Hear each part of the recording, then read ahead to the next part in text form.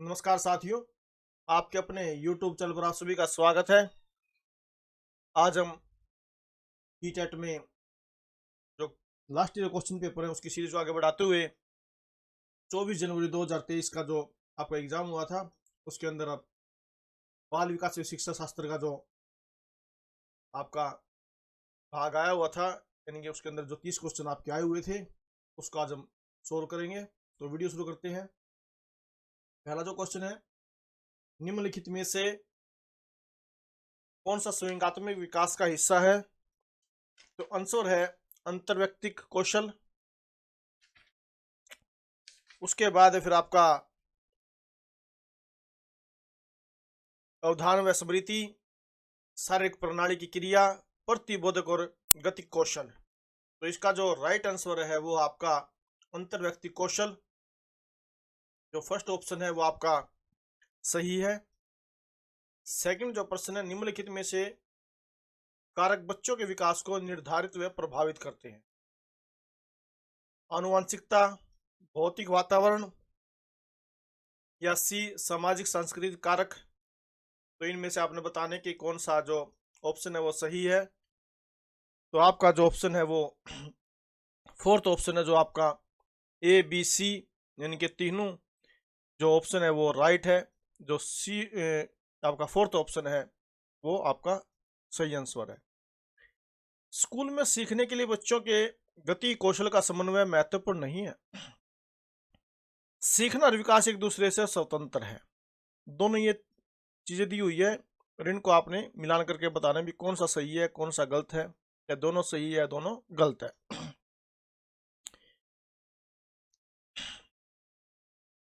तो ए और आर, ए गलत है लेकिन आर सही है। ए सही है लेकिन आर गलत है। ए और आर दोनों सही है परंतु आर सही व्याख्या नहीं करता। ए और आर दोनों सही है परंतु आर सही व्याख्या नहीं करता। इसके अंदर क्या है, मेरे हिसाब से तो दोनों जो ऑप्शन है वे गलत है कि महत्वपूर्ण नहीं है, सीखना और विकास एक दूसरे से स्वतंत्र है। दोनों ही ऑप्शन क्या है, ये गलत है। ए और आर दोनों ही गलत है। तो फोर्थ जो आपका क्वेश्चन है, माध्यमिक स्कूल में परिवार व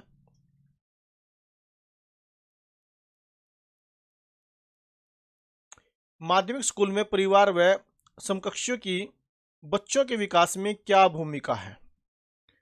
दोनों की कोई भूमिका नहीं है। परिवार की कोई भूमिका नहीं है, समकक्षों की महत्वपूर्ण भूमिका है। समकक्षियों की कोई भूमिका नहीं है, परिवार की प्रमुख भूमिका है। दोनों की अलग अलग परंतु महत्वपूर्ण भूमिका है। तो इसका जो ऑप्शन आपका राइट है वो आपका फोर्थ ऑप्शन, दोनों की अलग अलग परंतु महत्वपूर्ण भूमिका है। तो ये आपका राइट आंसर नंबर 4 जो ऑप्शन है ये राइट आंसर है। एक विद्यार्थी शाब्दिक कथन के तर्क को बिना वास्तविक परिस्थिति से संबंधित किए विवेचित कर लेता है। पियाजे के अनुसार विद्यार्थी संज्ञानात्मक विकास की किस अवस्था में है? औपचारिक सक्रियात्मक अवस्था, पूर्व सक्रियात्मक अवस्था, मूर्त सक्रियात्मक अवस्था, संवेदी गामक अवस्था। तो इसके अंदर वो कौन सा है? मूर्त सक्रियात्मक अवस्था। तो तीसरा ऑप्शन है ये आपका राइट आंसर है। जीन पियाजे के अनुसार बच्चों की सोच वयस्कों से होती है, खाली स्थान से होती है। से गुणात्मक रूप से भिन्न, से मात्रात्मक रूप से भिन्न, से कम, से बेहतर। तो इसका जो आपका ऑप्शन है वो है से गुणात्मक रूप से भिन्न, वयस्कों से गुणात्मक रूप से भिन्न होती है। तो फर्स्ट ऑप्शन है जो इसका राइट आंसर है। कोहल वर्ग के नैतिक विकास के किस चरण में व्यक्तियों का मानना है कि नियमों में आपसी समझौते शामिल होने चाहिए और उस व्यक्ति के अधिकारों की रक्षा की जानी चाहिए? यांत्रिक सापेक्षता अभिविन्यास, सजा और आज्ञाकारिता अभिविन्यास, सामाजिक अनुबंध अभिविन्यास, अच्छा लड़का अच्छी लड़की अभिविन्यास। तो इसके अंदर आपका क्या है? ऑप्शन जो 3 है सामाजिक अनुबंध अभिविन्यास, ये ऑप्शन आपका राइट ऑप्शन है। आगे देखते हैं 8वां क्वेश्चन।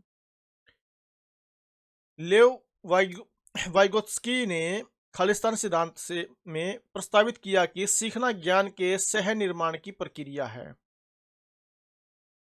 व्यवहारवादी, सामाजिक सांस्कृतिक, सूचना के प्रसंस्करण, मनोगत की। तो इनमें से जो आपका ऑप्शन सेकंड है सामाजिक सांस्कृतिक, ये आपका राइट आंसर है। निम्नलिखित में से क्या लेव वाइगोत्स्की के सिद्धांतों का उपयुक्त कक्षागत निहितार्थ है? बच्चों से अपेक्षा रखनी चाहिए कि वे पूर्ण रूप से खुद से चीजों को खोज पाएंगे। बच्चों में वांछनीय व्यवहार को बढ़ावा देने के लिए उन्हें इनाम देने चाहिए। बच्चों में अवांछनीय व्यवहार को कम करने के लिए सजा देनी चाहिए। बच्चों को सीखने में मार्गदर्शन व सहायता करनी चाहिए। तो 9वें का जो फोर्थ ऑप्शन है आपका राइट आंसर है, बच्चों को सीखने में मार्गदर्शन व सहायता करनी चाहिए। 10वां क्वेश्चन है, रोमा जसप्रीत को एक क्रॉसवर्ड पहेली सुलझाने के में संकेत व इशारे देकर मदद करती है। जब तक जसप्रीत उससे करने में बेहतर न हो जाए, रोमा का धीरे धीरे कर अपनी मदद कम करना निम्नलिखित में से किसका उदाहरण है? पाठ, अनुकरण अधिगम, बहुबुद्धि, संज्ञानात्मक द्वंद्व। तो आपका पहला जो ऑप्शन है वो है 10वें का पहला ऑप्शन आपका क्या है? पाठ। प्रगतिशील कक्षा में शिक्षिका को होना चाहिए और बच्चों को नियंत्रित में रखना चाहिए। बच्चे तभी सीखते हैं जब शिक्षक उन पर पूर्ण रूप से नियंत्रण करते हैं। ए और आर दोनों सही है और आर सही व्याख्या करता है कि ए और आर दोनों सही है लेकिन आर सही व्याख्या नहीं करता है कि ए और सही है लेकिन आर गलत है। ए और आर दोनों गलत है। तो 11वें का जो ऑप्शन है आपका क्या है? फोर्थ ऑप्शन है कि ए और आर दोनों गलत है।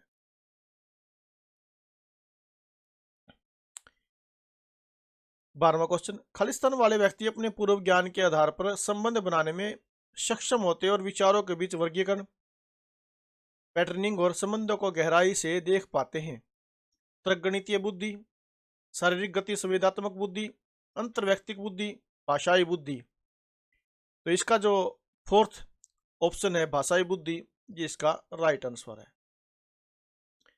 सह शिक्षा कक्षा में लड़कों के लिए एक शिक्षक की टिप्पणी, बहादुर बनो और लड़कियों की तरह कमजोर व्यवहार मत करो, किसको बढ़ावा देगा? जेंडर समता, जेंडर रूढ़िवादिता, जेंडर भूमिका में लचीलापन, जेंडर समानता। तो इसके अंदर क्या देगा? जेंडर रूढ़िवादिता। सेकंड जो ऑप्शन है इसका राइट आंसर है। निम्नलिखित में से सतत एवं समग्र मूल्यांकन के प्रमुख अभिलक्षण क्या है? इसका प्राथमिक उद्देश्य विद्यार्थियों का पृथक्करण व नौमीकरण है। यह शिक्षकों को अपने शिक्षा शास्त्र में मदद करने के अवसर देता है। यह मूल्यांकन को सीखने का हिस्सा मानता है। यह डर और चिंता पैदा करके सीखने को बढ़ाता है। तो जो 14वां आपका क्वेश्चन है इसका जो राइट आंसर है तीसरा बी और सी, ये इसका ऑप्शन तो तीसरा ये सही है। निम्नलिखित में से कौन सा प्रश्न समालोचनात्मक चिंतन को बढ़ावा देता है बजाय कि सूचनाओं के मात्र प्रत्याशरण को? आखिरी जनगणना किस वर्ष में हुई थी? महात्मा गांधी का जन्म कहाँ हुआ था? भारत के प्रथम राष्ट्रपति कौन थे? समाज में लोकतांत्रिक आदर्शों को बढ़ावा कैसे दिया जा सकता है? तो इसका जो ऑप्शन नंबर 4 है वो इसका राइट आंसर है। वंचित समूह के विद्यार्थियों के समावेशन को सफल बनाने के लिए शिक्षकों को अलग अलग प्रकार की गतिविधियों के माध्यम से उनकी संस्कृति के विभिन्न पहलुओं को शामिल करना चाहिए। उन्हें सांस्कृतिक गतिविधियों में भाग लेने के लिए हतोत्साहित करना चाहिए और पढ़ाई पर ध्यान देने के लिए कहना चाहिए। उन्हें सांस्कृतिक गतिविधियों में भाग लेने के लिए प्रोत्साहित करना चाहिए परंतु पढ़ाई पर नहीं। प्यार से उनके माता पिता को उन्हें घर पर ट्यूशन पढ़ाने को कहना चाहिए। तो जो 16वां है आपका इसका है फर्स्ट ऑप्शन जो है वो है राइट आंसर। समावेशी शिक्षा की प्रमुख शिक्षा शास्त्रीय रणनीति क्या है? सहयोग, पृथक्करण, नकारात्मक भेदभाव, नामीकरण। जो 17वां आपका क्वेश्चन है इसका पहला ऑप्शन है जो सहयोग, ये राइट आंसर है। एक शिक्षक को वंचित समूह के विद्यार्थियों के समावेशन के लिए क्या करना चाहिए? एक ऐसी कक्षा नीति का निर्माण करना चाहिए जहां पर व्यक्तिगत भिन्नताओं को स्वीकारा जाए और प्रत्येक बच्चे को महत्व दिया जाए। बच्चों की शैक्षणिक अक्षमताओं की पहचान करके समान क्षमता वाले बच्चों के समूह बनाए जाए। बच्चों को उनकी जाति के आधार पर अलग अलग समूहों में बांटा जाए। उन्हें पाठ्य पुस्तक आधारित ज्ञान का पुनरुत्पादन करने के लिए बढ़ावा दिया जाए, भले ही वह उनके लिए अर्थहीन हो। ये तो तीसरा चौथा वैसे ही गलत हो गया। तो 18वां का क्या आएगा आपका? फर्स्ट ऑप्शन है जो ये राइट आंसर है, क्योंकि जहां जब आप सीटेट देने के लिए बैठेंगे वहां आपने क्या करना है, बच्चेदारिता आपकी शिक्षा, बच्चों पर ज्यादा जोर देना आपने, बच्चों के लिए ज्यादा सोचना आपने। 19वां, एक बच्ची के बुद्धि परीक्षण के स्कोर यह दर्शाते हैं कि वह औसत से ऊपर है, वह कक्षा में नियमित तथा क्रियाशील है, उसके गणित के ग्रेड तथा लिखने का कौशल अच्छा है, परंतु जब उसे सुस्वर पाठन करने के लिए कहा जाता है तो उसका निष्पादन बुरा होता है। बच्ची में किसके लक्षण होने की संभावना? डिस्ग्राफिया, डिस्कैलकुलिया, डिसलेक्सिया, सवलीनता। तो इसमें जो ऑप्शन आपका तीसरा डिसलेक्सिया, ये राइट आंसर है। रचनात्मकता क्या है? बिना उबके किसी कार्य को बार बार करने की क्षमता, लंबे गद्यांशों को रटने की क्षमता, अवसारी ढंग से सोचने की क्षमता, दूसरों की नकल ज्यों की त्यों करने की अक्षमता। तो ये है आपका तीसरा ऑप्शन है जो अपसारी ढंग से सोचने की अक्षमता, ये राइट आंसर।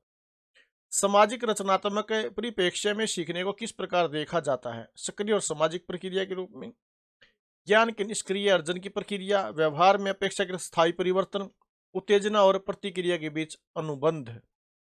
तो फर्स्ट ऑप्शन है जो इसका राइट आंसर है, सक्रिय और सामाजिक प्रक्रिया के रूप में। आंतरिक अभिप्रेरण का उदाहरण क्या है? प्रथम पुरस्कार पाने के लिए पढ़ना, अपनी उत्सुकता की संतुष्टि के लिए सीखना, सराहना पाने के लिए काम पूरा करना, साइकिल पाने के लिए प्रथम आना।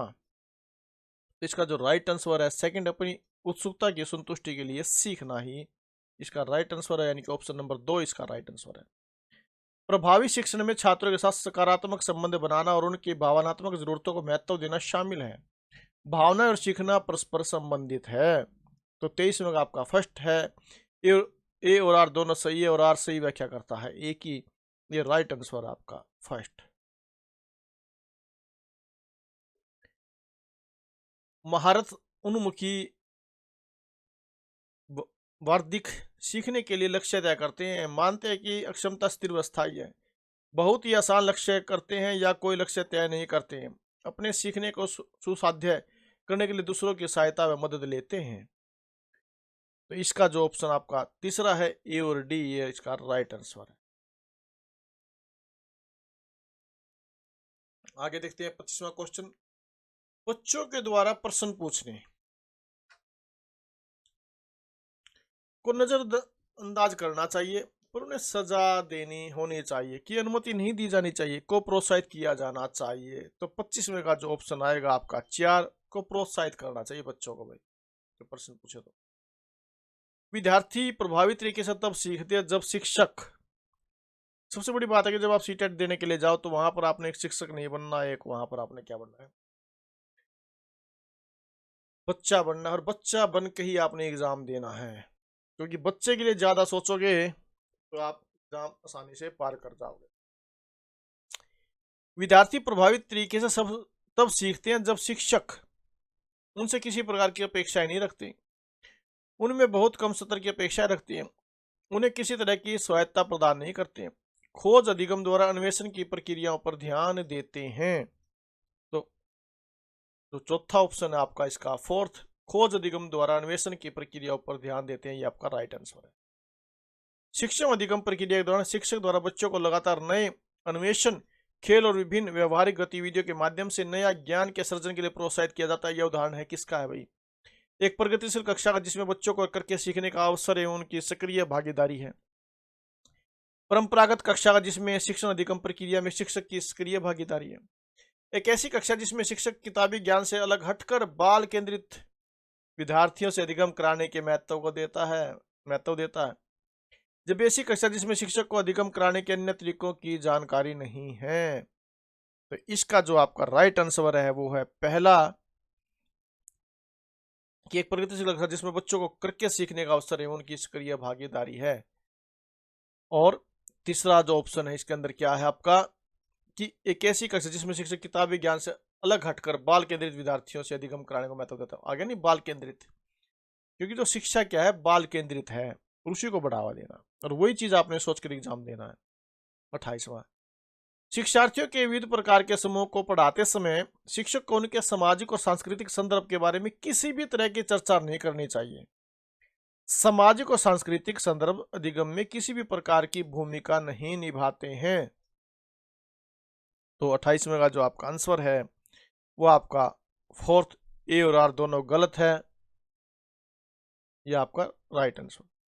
छात्रों के बीच गहरी संप्रत्यात्मक समझ को विकसित करने के लिए शिक्षक को क्या करना चाहिए? अवधारणाओं को याद करने पर ध्यान देना चाहिए, प्रत्यक्ष निर्देश के तरीकों का उपयोग करना चाहिए, संसाधन के लिए प्रावधान करना चाहिए जिससे करके सीखने को सुसाधित किया जा सके, मौखिक प्रस्तुतिकरण करना चाहिए, बच्चों को प्रश्न पूछने से हतोत्साहित करना चाहिए। तो 29वां का जो तीसरा है वो आपका राइट आंसर है, संसाधन के लिए प्रावधान करना जिससे करके सीखने को सुसाधित किया जा सके। 30वां क्वेश्चन, विविध भौतिक शिक्षण सामग्री का उपयोग करने से बच्चों को सीखने की अवधारणाओं में किस क्रम में मदद मिलती है? किस क्रम से? ठोस से अमूर्त, अपरिचित से परिचित, उच्च क्रम से निचले क्रम, जटिल से सरल। तो इसका जो आपका ऑप्शन है पहला, ठोस से अमूर्त, ये राइट आंसर है। तो ये थे आपके बाल विकास एवं शिक्षा शास्त्र के 30 क्वेश्चन जो आज हमने सोल्व किए। अगर आपको जानकारी अच्छी लगी तो प्लीज़ वीडियो को लाइक जरूर करें, अधिक से अधिक शेयर करें और चैनल को सब्सक्राइब जरूर करें। Thank you very much.